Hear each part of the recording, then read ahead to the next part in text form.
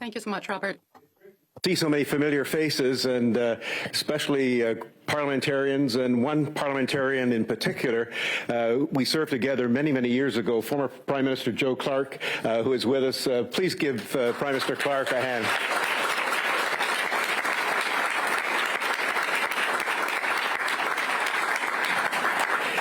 C'est également mon plaisir. It's also my pleasure to welcome you today, a day on which we are recognizing an extraordinary statesperson, our guest of honor, the Secretary General Jens Stoltenberg. Of history is often used to describe a critical juncture in time, and there's no question that the global community has reached that point on several fronts over the past few years. We have only to think of the pandemic, the challenges of climate change, natural disasters, the current situation in the Middle East, and of course, the illegal, brutal Russian invasion of Ukraine. NATO is a defensive alliance, and people don't often see us as we really are. That seeks to deter aggression, that threatens its members. But NATO's relevance has been questioned and undermined by many, not just by international actors with their own geopolitical aspirations to establish a new world order according to their own autocratic values, but also by some in NATO countries, even in Canada, who believe that NATO is a relic from a bygone era. This could not be further from the truth. NATO is as relevant today as it was at its creation in 1949, and deserving of our support. But for NATO to survive and thrive and remain relevant, we have to be open to change. Jens Stoltenberg has been the leader of the alliance, as Robert said, for 10 years, and his mission has been to lead that change. To understand his commitment, one must understand the man, his beliefs, and his actions over more than 3 decades in public life. His parents were involved in government and instilled in him a love and respect for public service.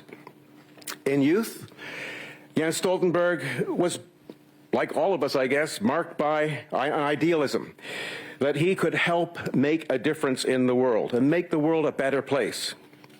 And one of the causes of concern for him that many people overlook because they think of him in his current role was the existential threat posed by climate change and global warming. And this became a major preoccupation in his time as Minister and Prime Minister. In fact, he chaired a high-level UN Commission on Climate Financing and served as UN Special Envoy on Climate Change, helping to prepare for the Paris Accord. He became an early leader in recognizing the threat to order and stability from a revanchist Russia. He suspected that the peace dividend from the ending of the Cold War would be short-lived. So he was an ardent supporter of bolstering Norwegian military preparedness. Yet while wary of Russia, he was always open to dialogue with Norway's powerful neighbor. The timing of his appointment as NATO Secretary General coincided with the Russian annexation of Crimea and invasion of the Donbass region of Ukraine in 2014, followed by the full-scale invasion of Ukraine in February 2022.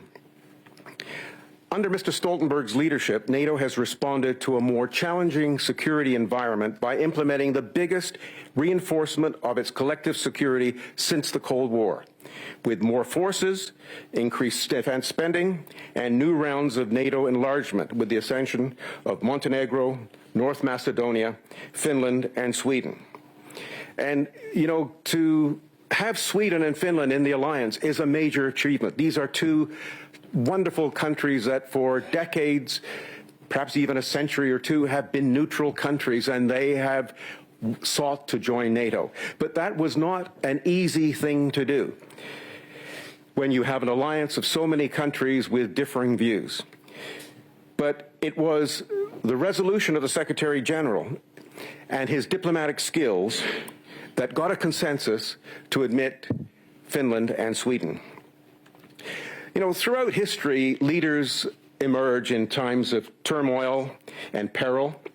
And Jens Stoltenberg is one such person, and he's emerged, I guess we could say, as the man of the moment, as NATO prepares itself to protect the freedom, democracy, and territorial integrity of its member nations.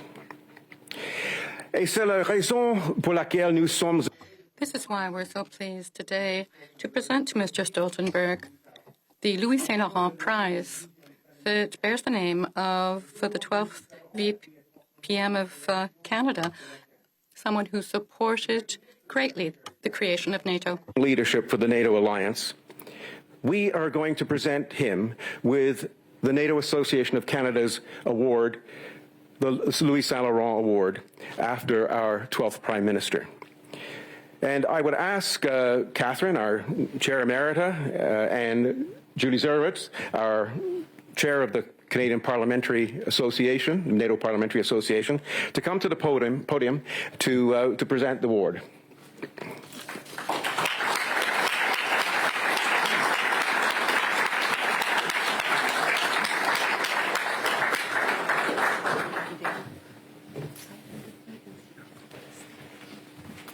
And we need the Secretary General, please. Il nous faut bien sûr, Monsieur le Secrétaire Général, n'est-ce pas?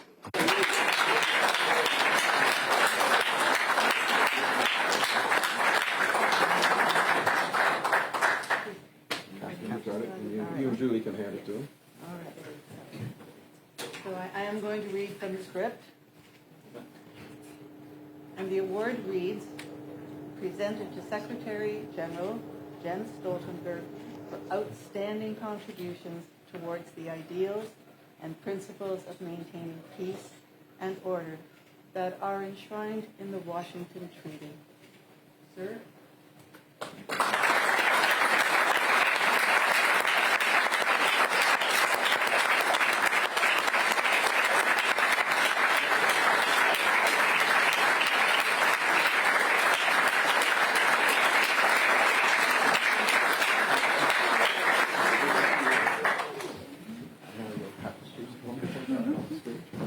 Now we'll be lucky enough to have an address by the Secretary General. Sir.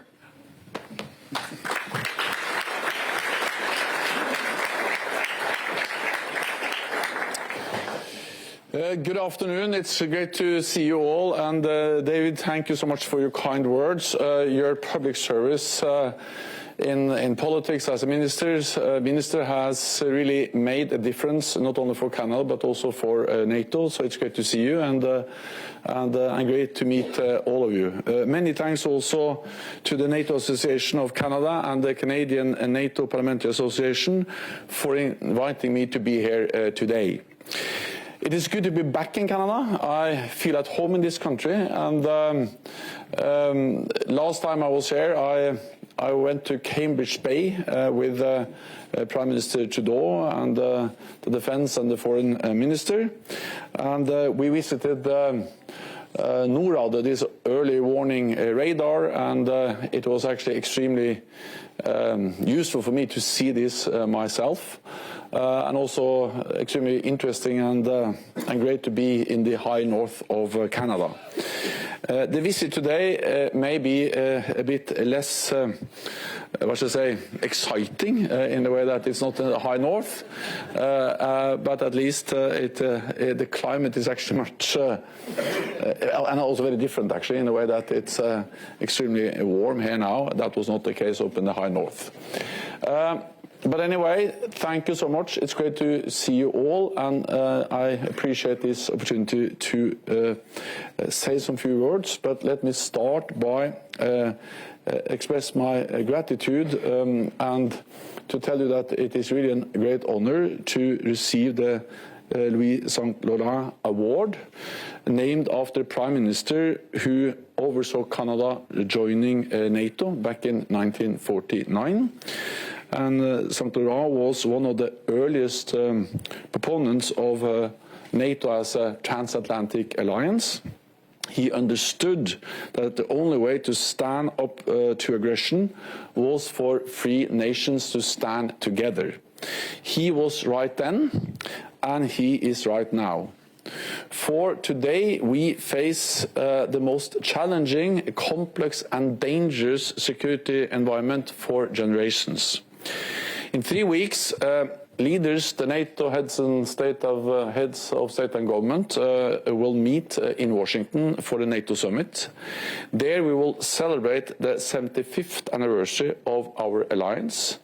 But this summit will not only be about celebrations, but it will also be an opportunity to make important decisions for the future. There are 3 main issues on our agenda. First, deterrence and defense. We live in a more dangerous world with greater global competition, a new war in the Middle East, and a full-fledged war in Europe. Canada contributes to NATO's deterrence and defense in many different ways. We are very grateful for those contributions, not least on Europe's eastern flank, where Canadian troops lead NATO's multinational battle group in Latvia. And I have had the privilege of meeting the Canadian soldiers in Latvia several times. And every time I met them, I've been impressed by their commitment, by their skill, by their professionalism. And I would like to express my gratitude to them, but also to Canada, for everything you do to strengthen NATO's military presence on our eastern flank, and pay tribute to all those who serve and have served in that battle group. In 2014, Russia illegally annexed Crimea, and at that time all NATO allies at the NATO summit in Wales in the United Kingdom decided that we should spend 2% of GDP on defense. At that time, only 3 allies out of all NATO members met the guideline, met the target of spending 2% of GDP on defense. And that was the United States, the United Kingdom and Greece. This year, in 2024, 23 allies will spend at least 2% of GDP on defense. Canada is also increasing its defense spending and will add billions over the coming years, including by purchasing high-end new capabilities, modernizing NORAD, and by investing in 5th-generation F-35 aircraft. This is important for our collective security. This will help to further strengthen NATO as a defensive military alliance.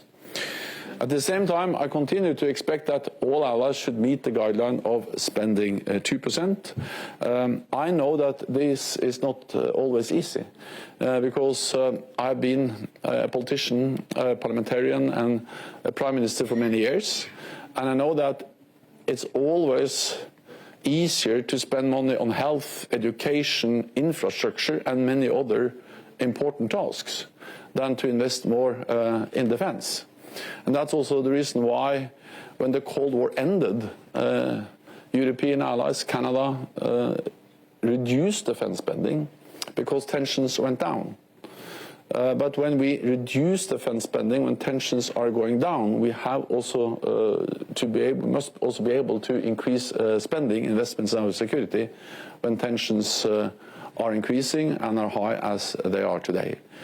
So therefore, the reality is that now we need to prioritize defense investments in our security, because we need that to respond to a more dangerous and challenging security environment. And as I said, the reality is that that's what NATO allies are doing. 23 allies on 2% or more, and more allies are approaching 2% out of those who are not yet at that target. The second topic for the summit, and the most urgent one, will be Ukraine. Since Russia's full-scale invasion, NATO allies have provided unprecedented levels of support to Ukraine. Again, Canada is really among those allies who have provided significant and substantial support to Ukraine. And not only since the full-scale invasion in 2022, but I was in Ukraine back in 2015, and I remember I visited a training site in the western part of Ukraine, where actually Canadian soldiers, officers were training the Ukrainians already back then. So not only have Canada provided essential support after the full-scale invasion in February 22, but you are among those allies who have been there for the longest time and helped them also prior to the full-scale invasion. And the support, the training you provided before the invasion proved extremely important when Russia launched the full-scale invasion a couple of years ago. Since the invasion, Canada has provided billions of dollars in aid to Ukraine, including air defense systems, battle tanks, and F-16 pilot training, on top of a lot of ammunition and other military equipment and support, which has made a difference on the battlefield for Ukraine. This has been indispensable for Ukrainians to fight back and to survive as a sovereign nation. But this winter and spring, we saw serious delays and gaps in delivering support, with consequences on the front line. We cannot let this happen again, and that is why I expect allied leaders to agree for NATO to lead the coordination and provision of security assistance and training for Ukraine. I also have proposed a long-term financial pledge with fresh funding every year for Ukraine. The more credible our long-term support, the quicker Moscow will realize it cannot wait us out. The sooner this war will end. It may seem like a paradox, but the path to peace is more weapons to Ukraine to convince President Putin that he cannot win on the battlefield.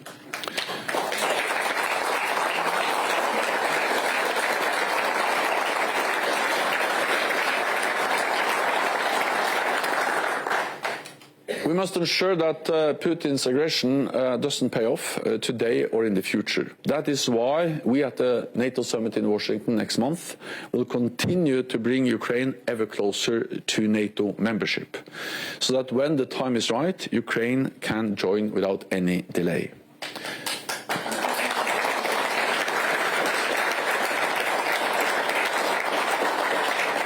The third major topic at the NATO summit is our global partnerships, especially in the Indo-Pacific. And of course, Canada, being both an Atlantic and a Pacific nation, you are aware of both the challenges in Europe, but also in the Indo-Pacific. The war in Ukraine demonstrates that our security is not regional, our security is global. Not least because of the support we know Russia is getting from China and others.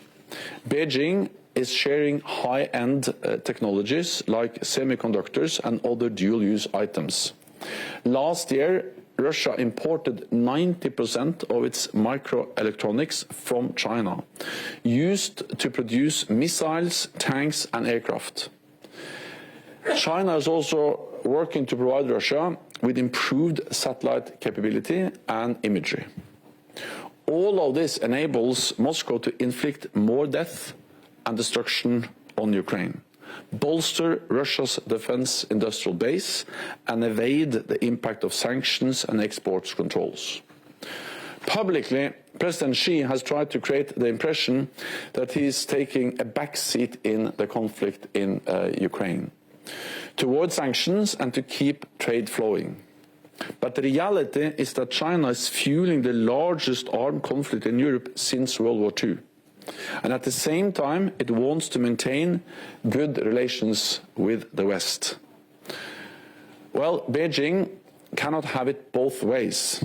At some point, and unless China changes course, allies need to impose a cost. Russia is receiving support from others too.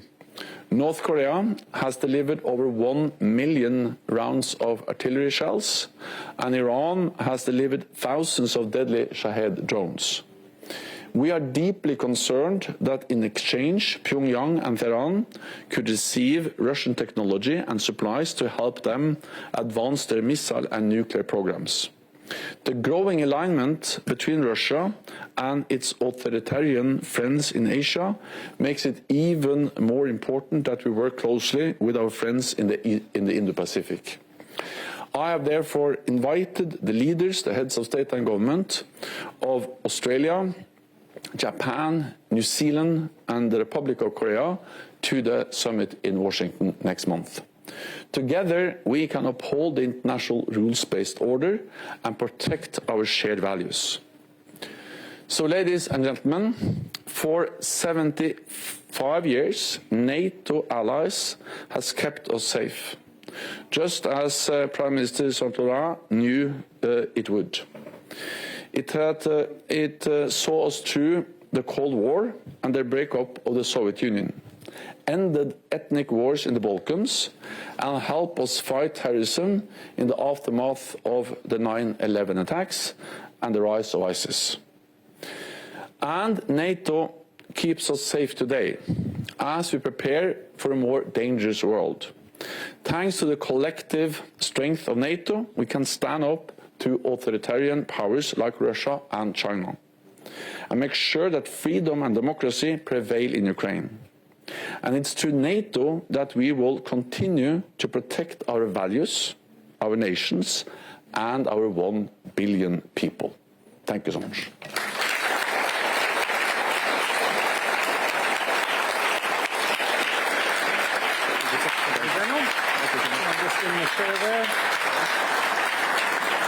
Thank you, Secretary General.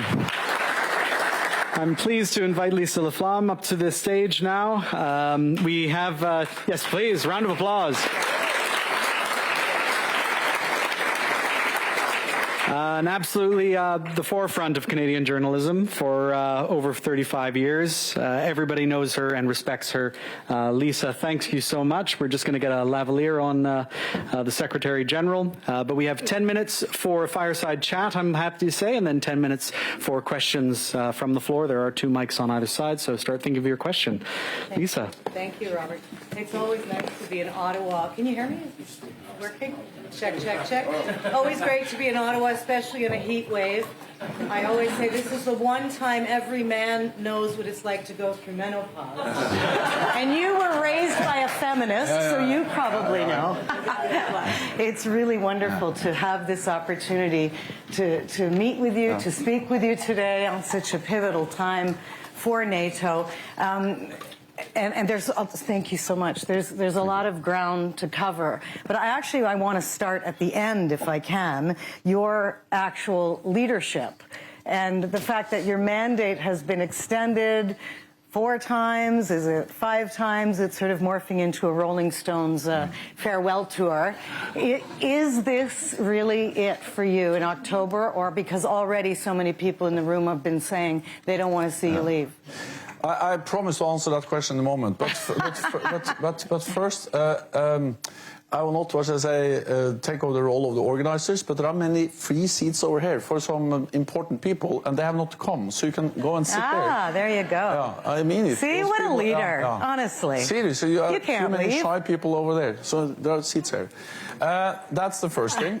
Then, I'm raised by a feminist, but not only a feminist. My mother was called, her name was Karin Heiberg, or Karin Stoltenberg later. She lived in Montreal for many years, studied at McGill, and actually married a Canadian. Wow. But that's not my father, so... But isn't that how you ended up meeting Leonard Cohen? Didn't I read that somewhere? Now we are far off the item of today, but Leonard was together with a Norwegian woman, Marianne. We know the song. Ilen, and they lived at the island down in Greece, but before that, Marianne and my mother Karin, they were friends here in Canada. Oh. And the man that my mother married was a friend of Leonard Cohen, and I don't know so much more, but. I I mean, I'm going to go out on a limb and say this makes you an honorary Canadian. Definitely. But I can say one more thing. And Leonard came to Oslo. Leonard Cohen came to Oslo. Let's say I was Prime Minister. I guess it was 2010 or something, and gave a big concert. And I was there together with Karin, my mother, and Marianne Ihl. Wow. And that was really touching. That was just a few years before he passed away. So there is a relationship between Canada and Norway that goes through Leonard Cohen. That is beautiful. Okay, but then now let's get serious, folks. So then, I will. It has been a great privilege to serve as Secretary General of NATO, especially in this very pivotal and important, critical years for NATO. And it has been an honor to work with Canada and all the NATO allies. But everything has to end, and my tenure ends on the 1st of October. And I am stepping down knowing that the alliance is now very, very close to decide on my successor. And that will also... the candidate out there is Mark Rutte. He is a great man. He has been Prime Minister for many years. He strongly believes in the transatlantic bond. He's a friend and colleague, so NATO will be in very good hands, given that Mark Rutte is going to be the next Secretary General. What would your best piece of advice to him be? First of all, I'm very afraid of these kind of outgoing people giving advice to those who are coming in, because they have to meet and to face the challenges in their way, and I'm absolutely certain that he will be able to do so. And then I have great respect for that the final decision has not been taken. It will be taken by allies, not by me. But the most important challenge, task for any Secretary General of NATO is to ensure that we remain together. Because, you know, if you look at NATO allies, we are very different. We are different countries from both sides of the Atlantic, and we are Christian Democrats and conservatives and social democrats and liberals and many different things. And we disagree, and we have different views on the climate change and abortion and a lot of things. But the strength of NATO is that we have always been able to unite around the core task, and that is that we protect each other, that we stand together, because we know that we are democracies. We respect the fact that we disagree, that we have elections, that we elect different political leaders, and that we have free and independent press, and that people can have different views. That's what we are protecting. And as long as we agree on that core task, then we will prevail. Because North America and Europe together, we have 50% of the world's economic might and 50% of the world's military might. So we are by far the strongest power in the world. So we just have to stand together, protect against those authoritarian powers out there, and everything will be fine. And I want to get into the authoritarian powers and the new alliances, the increased alliances. But and you've mentioned so much significant progress in Belgium last week, this week in Washington. But I actually want to zero in on some of your very stark words and warnings, if you will, about Russia's heightened aggression campaign, whether it's against NATO member states. So you know, hybrid warfare, these sorts of things. You're here with a Canadian audience on Canadian soil. What is the risk you refer to that Canadians should be aware of? We should be aware of, all of us, that one thing is a full-fledged armed military attack. We know how that looks like, and we know how to respond. And we have plans, we have forces, and the purpose of NATO is actually then not to fight the war, but to prevent the war, to prevent the military attack. And as long as we are strong, as long as we are united, there will be no military attack on any NATO allied country, because we are one for all for one, and then we succeed in preventing a military attack. As we have done for 75 years, and I'm absolutely certain that NATO will be able to do that also in the future. The challenge is that we are threatened by something which is not a full-fledged military attack, which is this cyber hybrid, this below Article 5, as is often referred to, threats. And that is everything from meddling in our political processes, undermining the trust in our political institutions, disinformation, cyber attacks, We have seen across Europe now many sabotage actions against critical infrastructure and so on. So what we have to do is, as an alliance, to increase awareness, to be aware that these are real threats. We need to exchange intelligence. We have seen several examples now in Europe where they have made arrests have been made based on intelligence shared by other NATO allies, prevented sabotage and action against critical infrastructure and other targets in Europe. It's about protecting critical infrastructure, protecting cyber networks, and perhaps most importantly, to counter disinformation. And to counter disinformation is partly a task of governments, NATO, to put out the fact, to ensure that facts and correct information is available. But I believe that at the end of the day, the most important way to counter disinformation is to have a free and independent press, with independent journalists who are asking different questions and checking their sources. That is quite sometimes a bit annoying for people like me, but actually I'm more in favor of free and independent press now than ever before, because I see the danger of not having it. So to ensure we have free and independent press is perhaps the best way to make us more resilient against disinformation. And certainly we all know that, Vladimir Putin is, trying to short-circuit the system by overloading it with lies. And we all watched, I'm sure, with great interest, his red carpet welcome in Pyongyang with North Korean leader Kim Jong-un.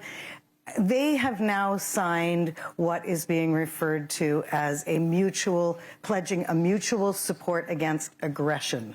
When you heard that today, can you translate for us what we need to be aware of? We need to be aware of that authoritarian powers are aligning more and more, and they are supporting each other in a way we haven't seen before.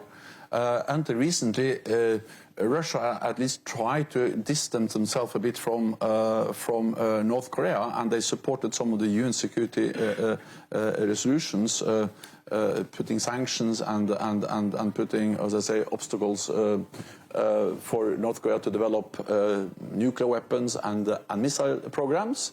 But they're now walking away from that. Just the fact that he went to North Korea, that he signed and agreed this pact of mutual defense, demonstrates how they support and help each other. We see that also, of course, in the war in Ukraine.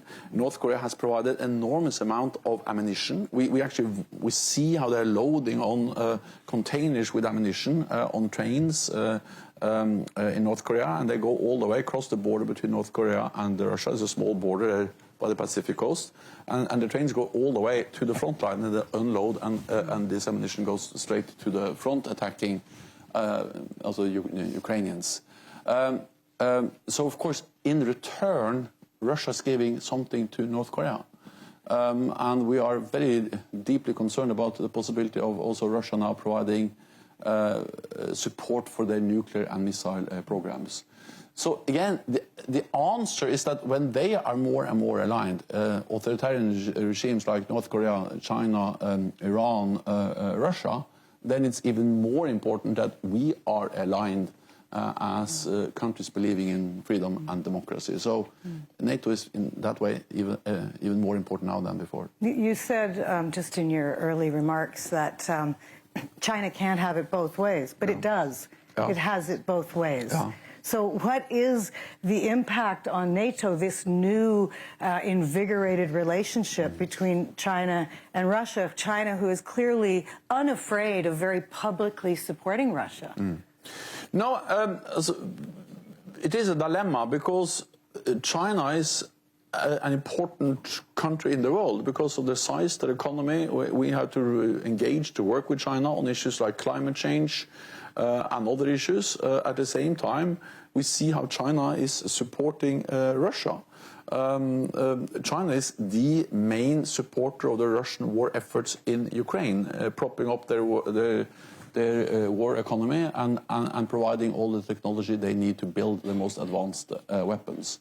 Some allies have imposed some sanctions, United States, Other allies are of course much more hesitant, but this is an issue which has to be addressed and discussed, because it cannot continue as now, where China has a kind of normal relationship and at the same time is responsible for the biggest security challenge we have seen, at least in Europe, since the Second World War. So just to put that issue on the agenda, I think is the first step. Then when it comes to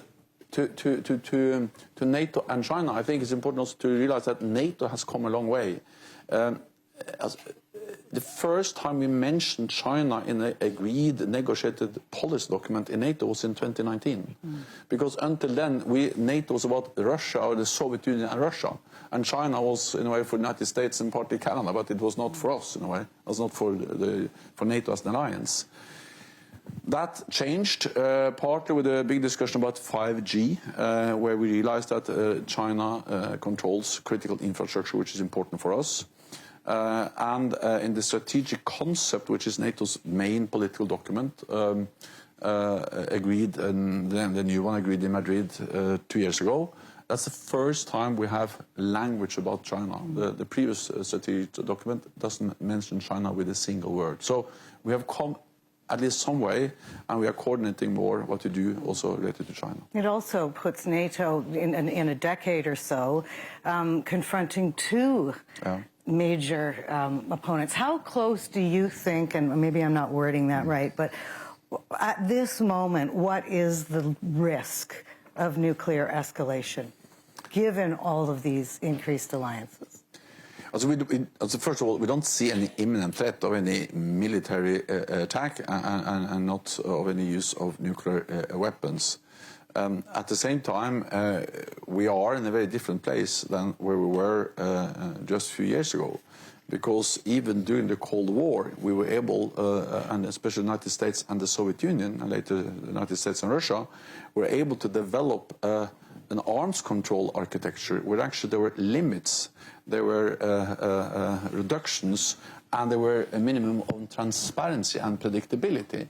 I remember, for instance, the concern we had in Europe about the intermediate range missiles, the SS-20s, and then we in NATO deployed something called Pershing and cruise missiles. And then in '87, and I was a young man at that time, and I was out demonstrating against these missiles. But then suddenly in 1987, Ronald Reagan and Gorbachev signed the INF Treaty, not reducing, but banning all these missiles, zero. And that was a milestone in nuclear disarmament. Then we had the START and the New START, the strategic agreements, limiting the number of long-range nuclear weapons or warheads to 1,500. And we had other test ban treaty and other things. Now, Russia has walked away from all of these agreements. And they started by violating the INF Treaty, banning also intermediate range missiles.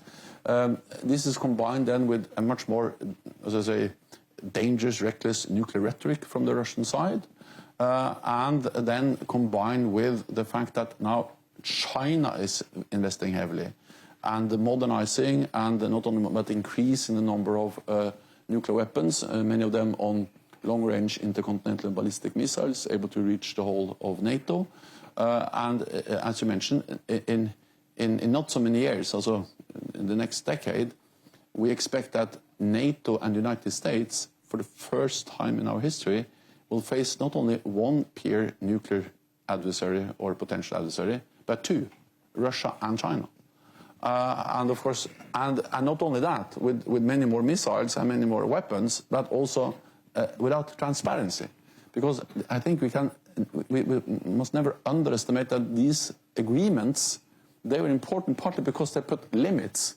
But perhaps as important was the fact that we had trust, transparency. I remember I visited one of the U.S. bases in Kings Bay, I think it was in Georgia, also on the Atlantic coast of the United States, where they had nuclear submarines, and there was a special kind of vehicle to transport the Russian inspectors. So they came and inspected the strategic submarines of the United States, as the United States went and inspected the strategic submarines of Russia. When I was Prime Minister in Norway, we had a lot of engagement, not on strategic weapons, but the handling of nuclear waste and also some old nuclear submarines in something called the Andreev Bay on the Kola Peninsula. All of this, which actually created a lot of transparency and insight in what do they have and what do we have, is over, and that's that's serious. But in the interest of transparency, are you asking the Allies to basically dust off their nuclear weapons and put them on standby and out of storage? I think NATO has been and will continue to be a nuclear alliance, and we have effective and secure nuclear deterrent and nuclear weapons. The United States has, United Kingdom and France, but then we have a special arrangement with the United States where they have nuclear warheads, weapons based in Europe, and then we have European allies providing planes, bases, infrastructure. So together, this is what we call the nuclear sharing arrangements, or NATO's nuclear deterrent. This is something we had in place for many years, some decades. We are now in the process of modernizing that, but that is something that has been planned for a long time. It's not a response to any specific decision from the Russian side, partly because these nuclear missions or nuclear deterrent has been based on F-16s. Now allies are replacing the F-16s with F-35s, more modern planes, and the United States is also modernizing the weapons. But NATO, we are going to react in a calm and measured way. We're not going to, in a way, mirror exactly what Russia and China are doing, but we just have to be certain that we have a credible nuclear deterrent, and we will continue to have that. Well, there's no doubt that in the last 2 years and 118 days, I think, since the full-scale invasion of Ukraine, the world has changed. NATO has clearly changed, as you outlined in your remarks. But, you know, in this country, inevitably, when you talk about NATO, someone points out Canada's failure to hit that 2% target GDP funding. And according to your tracking, NATO tracking, which I think just came out yesterday, Canada is at 1.37%, so still under. And I just wonder, do you think this issue is actually hurting Canada's reputation among the Allies? I think Canada is a highly valued and highly respected NATO ally because actually you are quite big. I mean, you have to remember that Canada is not a small ally; it's one of the biggest NATO allies, both when it comes to territory. You are an Atlantic, polar, and Pacific nation. You have a strong army, big economy, and you also contribute to our shared security, to our collective defense. You have been an important part of our mission in Afghanistan. We are now together in Iraq with a training mission there. And you are present in Europe. You lead the battle. Canada leads one of the battle groups we have in the eastern part of the alliance, the one in Latvia. And that's a significant contribution by Canada to European defence, to NATO's collective defence, and Canadian planes and ships are regularly part of NATO naval and air, also air policing missions and naval operations. I say this because NATO's standing in, Canada's standing in NATO is strong. But at the same time, of course, we expect all allies to make good on the promise of investing 2%. That's no way to hide that. We agreed it, and actually in Vilnius at the last summit, we agreed to say that 2% is a minimum. And of course, the challenges you face in Canada are the same challenges they face in other NATO allied countries. That they have budgets, they are concerned about the fiscal balance, they want to spend money on health, education, and all the other things. And I am the first to understand that. But again, if we're not able to prevent war, if we're not able to preserve peace, then then what we do on health and climate change and education, in a way, it will fail. So a precondition for success on all the other areas is that we preserve peace, and therefore we need to invest in security, and 2% is now a minimum.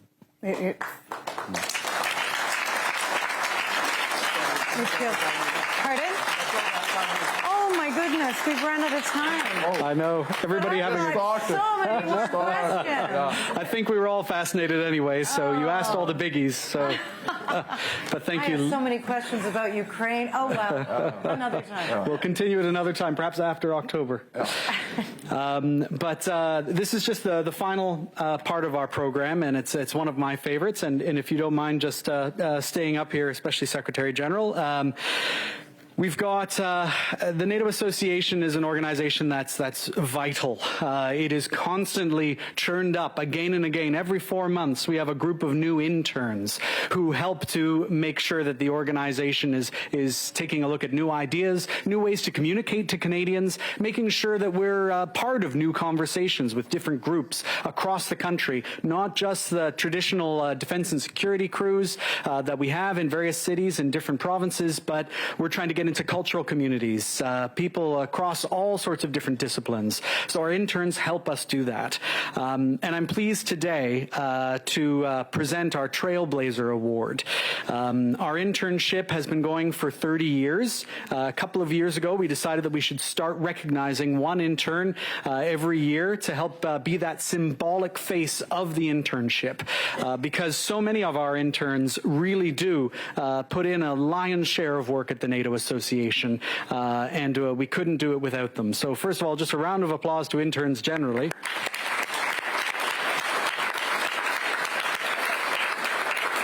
And for one specific, I would like to ask Antalya Popatia to join me on stage. Antalya's been volunteering at the NATO Association since 2019. Oh, come on right up.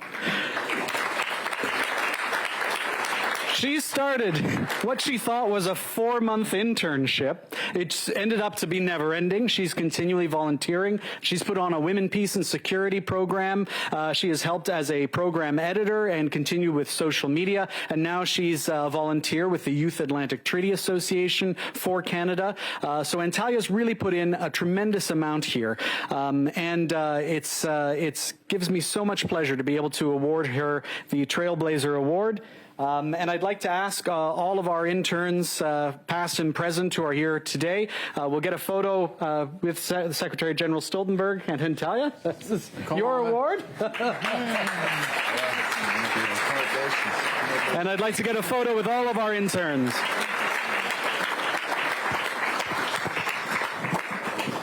But I must say, as they're assembling here, don't they look like a fine bunch, eh? It's not just our interns who carry our message. Everyone in this room has that opportunity. When you're just out with friends, when you're talking with colleagues, the whole reason for being of NATO is you. NATO is here to protect everything we love, our favorite music, our favorite moments here in Canada. So I just put this upon your shoulders. This is burden sharing at the most basic level. So I would put that on every single person in this room, that we all have a responsibility to carry forth the NATO message and to make sure that all of our friends throughout Canada hear this. And if you do have the interest to help us here at the NATO Association, please do so. We always can use further volunteers.